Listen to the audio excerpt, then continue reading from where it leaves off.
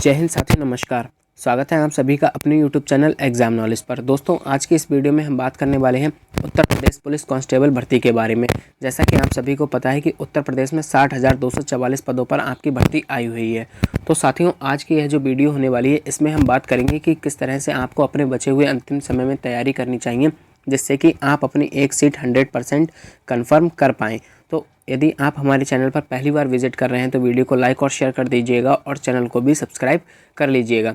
तो चलिए साथियों, सबसे पहले हम बात कर लेते हैं कि 60,244 पदों पर आपका आवेदन लिए गए थे, जिसमें कुल 50,14,924 अभ्यर्थियों ने आवेदन किए हैं, जो कि भर्ती बोर्ड को भी इतना अनुमान नहीं था। उनका कहना था कि 30 से 35 लाख के आसपास इसमें आवेदन आने वाले हैं, लेकिन जिस तरह से बेरोजगारी बढ़ रही है उसका अंदाज़ा आप सामने से लगा सकते हैं कि 50 लाख आवेदन आ गए हैं।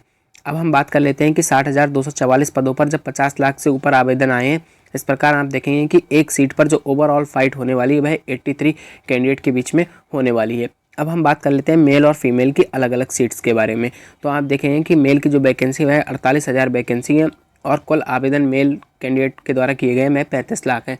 इस प्रकार आप देखेंगे कि एक सीट पर 73% आपस में फाइट करने वाले हैं। वहीं आप देखेंगे कि फीमेल कैंडिडेट की जो सीट्स की संख्या है वह लगभग 12,000 है और 15 लाख से ऊपर इनके अभी आवेदन आ गए हैं। इस प्रकार आप देखेंगे कि एक सीट पर जो महिलाएं आपस में फाइट करने वाली हैं उनकी संख्या 125 होने वाली है। तो इस प्रकार आप देख सकते हैं कि कंपटीशन कितना ज़्यादा होने वाला है। अब कंपटीशन लेवल की बात कर लेते हैं। तो देखिएगा साथियों, जब इसका नोटिफिकेशन रिलीज़ किया गया था तो उस समय तो नॉर्मल ही कंपटीशन था, लेकिन जैसे ही इसमें एज रिलैक्सेशन हुआ और आप देखेंगे 3 साल का जो आयु में छूट दे दी गई, उसके कारण जो पुराने अभ्यर्थी थे वह भी इसमें शामिल हो गए हैं। अब उनके आ जाने के कारण इसमें कंपटीशन का जो लेवल हो गया वो काफ़ी ज़्यादा हाई हो गया है। तो आप लोग यह मान करके चलिएगा कि आप लोगों को अपना बेस्ट से बेस्ट देना है, तभी आप अपनी एक सीट पक्की कर सकते हैं। अब हम बात करने वाले हैं कि किस तरह से आपको अपने बचे हुए 15 से 20 दिनों में अपनी तैयारी करनी होगी, क्योंकि आप सभी को पता है कि आपकी जो एग्ज़ाम डेट है वह 17 से 18 फरवरी आपको होने वाला है, यानी कि 17 और 18 फरवरी को आपका एग्ज़ाम लगा हुआ है। पहले साथियों, भर्ती बोर्ड का मानना था कि 30 लाख के आसपास आवेदन आएंगे, तो वह सिर्फ और सिर्फ 18 फरवरी को ही आपका एग्ज़ाम कराने वाले थे। अब चूंकि आवेदन 50 लाख से ऊपर निकल गए, इस कारण उन्हें 2 दिनों में आपकी परीक्षा करानी पड़ रही है और आप देखेंगे कि 2 दिनों में 4 शिफ्ट में आपका एग्ज़ाम होने वाला है। इस प्रकार आप देखेंगे जब 4 शिफ्ट में अलग अलग शिफ्ट में आपका एग्ज़ाम होगा तो यहाँ पर नॉर्मलाइजेशन का भी काफ़ी ज़्यादा रोल हो जाता है। तो साथियों, आप लोगों को अपनी तैयारी इस प्रकार से करनी है कि नॉर्मलाइजेशन से आपका कोई भी नुकसान ना हो, क्योंकि बहुत सारे अभ्यर्थी ऐसे होते हैं जो कि नॉर्मलाइजेशन का शिकार हो जाते हैं और अच्छा करते हुए भी उनका सिलेक्शन नहीं हो पाता है। तो आप लोगों को इस तरह से तैयारी करनी है कि आपका जिस भी शिफ्ट में हो तो आपका जो स्कोर हो वो इतना अच्छा हो जाए कि उस पर नॉर्मलाइजेशन का कोई भी असर ना पड़े। तो चलिए साथियों, आज हम बात करेंगे किस तरह से आपको अपने बचे हुए समय में अपनी तैयारी करनी चाहिए। तो साथियों, सबसे पहले हम लोग मॉक टेस्ट के बारे में बात कर लेते हैं। देखिएगा, अंतिम 15 से 20 दिन का जो समय आपको बचा है उसमें आपको किस तरह से मॉक टेस्ट लगाने हैं। तो सबसे पहले हम बात करेंगे मिनी मॉक के बारे में। तो साथियों देखिएगा, मिनी मॉक टेस्ट का मतलब होता है कि आपको सब्जेक्ट वाइज टेस्ट लगाना होता है। तो इसमें आपको क्या करना है, आपको डेली मिनी मॉक लगाना है। और किस सब्जेक्ट का लगाएंगे आप? रीजनिंग का और मैथ का। इसका तो आपको डेली ही एक एक प्रैक्टिस सेट करना ही करना है और यह आपको रोजगार विद अंकित पर फ्री में मिल जाएगा। और आपको जहां भी फ्री में मिले आप लोग जरूर लगाइएगा, वहां से आप चाहें तो टेक्स्ट बुक का पास भी लेकर के वहां से भी अपनी प्रैक्टिस कर सकते हैं। अब बात कर लेते हैं फुल मॉक की। तो फुल मॉक टेस्ट आपको किस तरह से देना है? तो देखिएगा, रोजगार विद अंकित ऐप पर आपको वीकली यानी कि हर संडे को आपको एक फ्री मॉक टेस्ट मिलता है, जो कि आपका फुल मॉक होता है 150 मार्क्स का। तो आपको उसको ज़रूर से अटेम्प्ट करना है और देखना है कि आपकी रैंक कितनी आ रही है और किस हिसाब से आपका स्कोर हो पा रहा है। इसके बाद बात करते हैं, तो आप चाहें तो टेक्स्ट बुक का पास लेकर भी परचेस कर सकते हैं और वहाँ से भी अपने मॉक टेस्ट लगा सकते हैं। अब हम बात करेंगे कि आपको ऑफलाइन मॉक टेस्ट लगाना चाहिए या नहीं। तो देखिएगा, आपका जो एग्ज़ाम है आपका ऑफलाइन एग्ज़ाम है, तो जितना ज़्यादा आप ऑफलाइन मॉक टेस्ट लगाएंगे उतना ही आपको फ़ायदा हो जाएगा।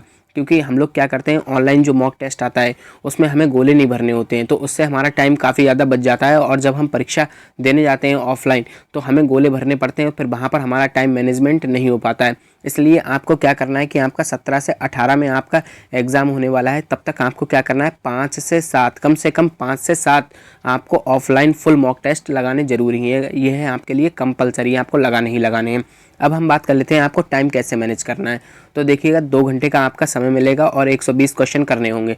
तो ऐसा नहीं है कि 2 घंटे में आपको 120 क्वेश्चन करने होंगे, आपको उन्हीं 2 घंटों में आपको अपनी OMR भी फिल करनी होगी।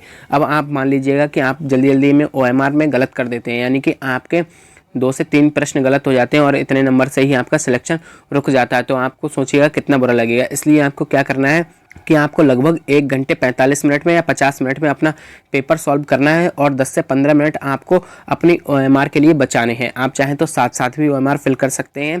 वैसे सबसे ज़्यादा सही यही रहेगा कि आपने पहले 10 क्वेश्चन कर लिए, 10 क्वेश्चन कर लिए, 10 प्रश्न कर लिए, उसके बाद उनके आपने गोले फिल कर लिए, क्योंकि आप अगर अंतिम समय के लिए बचा कर रखेंगे तो आप हड़बड़ाहट में बहुत ज़्यादा गलत कर जाएंगे।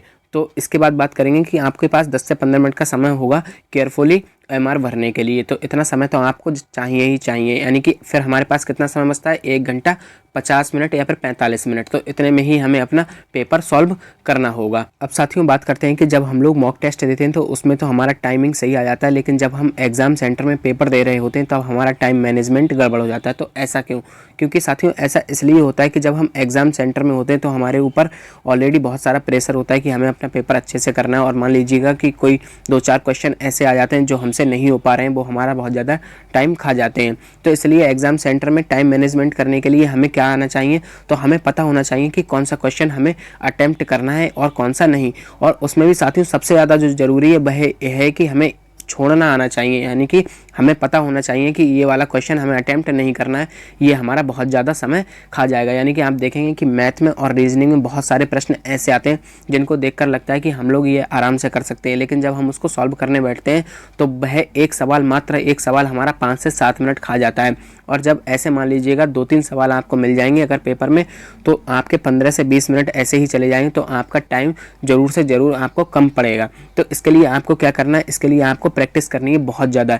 यानी कि आप चाहे मिनी मॉक लगाएं, फुल मॉक लगाएं, आपको ज़्यादा से ज़्यादा जितनी ज़्यादा हो सकती है उतनी आपको प्रैक्टिस करनी है, और जितनी ज़्यादा आप प्रैक्टिस कर लेंगे उससे आपका क्या होगा कि आपको टाइम मैनेज करना आ जाएगा। देखिएगा साथियों, यहाँ पर आपकी जो 55 मार्क्स की रीजनिंग आने वाली है, इसका आपका बहुत बड़ा रोल हो जाता है रीजनिंग का।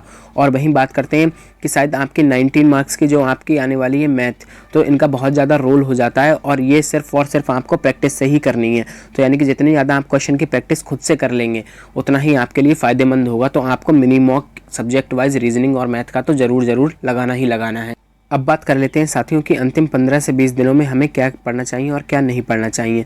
तो चलिए सबसे पहले बात करेंगे कि हमें अपना कुछ भी अब नया नहीं पढ़ना है, यानी कि कुछ भी नया नहीं पढ़ना, जितना हम लोग पढ़ चुके हैं बस हमें सिर्फ और सिर्फ उसी का बार बार रिवीजन करना है। ऐसा नहीं है कि हमने देखा कि अरे यार हिस्ट्री पढ़ ली है, ज्योग्राफी नहीं हो पाई है, तो हम ज्योग्राफी पूरी निपटाने पर निकल गए, तो इससे क्या होगा, हमारा टाइम बहुत ज़्यादा ख़राब हो जाएगा। तो आपको क्या करना है कि कम से कम पढ़ना है और जितना पढ़ें उसका बार बार रिवीजन करना है, क्योंकि ऐसा ना हो कि जो आपने पढ़ा है और उसमें से आ जाए और उसमें से आप अपना गलत कर लें। तो ऐसा आपको नहीं करना है, आपको कुछ भी अब नया नहीं पढ़ना है। वहीं करंट अफेयर्स की बात करें तो यह आप ज़रूर नया पढ़ सकते हैं करंट अफेयर्स, और करंट अफेयर्स भी आपको लगभग 6 मंथ की पढ़नी होगी, यानी कि लास्ट 6 मंथ की आप देख सकते हैं। तो जुलाई अगस्त से आपको अपनी करंट अफेयर्स पढ़ लेनी है, यानी कि जुलाई 2023 के बाद की करंट अफेयर्स आपको आनी चाहिए। अब बात कर लेते हैं कि YouTube पर आपको किस तरह से पढ़ना है। तो देखिएगा बहुत सारे चैनल हैं जो इस समय लाइव प्रैक्टिस करा रहे हैं, तो आपको लाइव सेशन में बिल्कुल भी नहीं जुड़ना है, यानी कि आपको लाइव क्लास नहीं लेनी है। अगर आप लाइव क्लास लेंगे तो आपका वहाँ पर टाइम वेस्ट होगा। आप लोग क्या करेंगे, जब वो क्लास हो जाएगी अगर आपको लेना है तो आप लोग बाद में क्लास रिकॉर्डेड क्लास ले सकते हैं, उसको आप अपने अनुसार उसकी स्पीड कम बढ़ भी कर सकते हैं। तो इस तरह से ये आपका टाइम वेस्ट कर देगी, तो आपको लाइव क्लास तो बिल्कुल भी नहीं करनी है।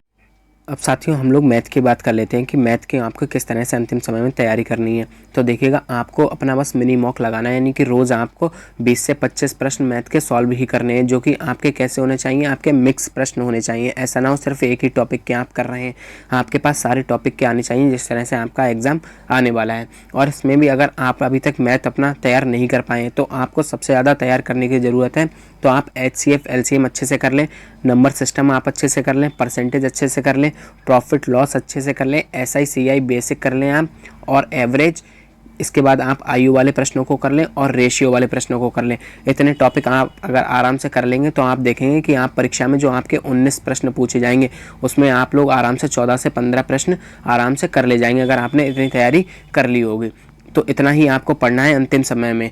अब हम बात करेंगे रीजनिंग की। तो देखिएगा, रीजनिंग में हमें क्या करना है, रीजनिंग में हमें सिर्फ और सिर्फ रिवीजन करना है। और रिवीजन का मतलब क्या, प्रैक्टिस करनी है, क्योंकि रीजनिंग हो गई आपकी और मैथ हो गई, इसमें हम कुछ याद तो नहीं कर सकते, तो इसमें रिवीजन के लिए हमें प्रैक्टिस करनी होती है, यानी कि बार बार सवालों को सॉल्व करना है।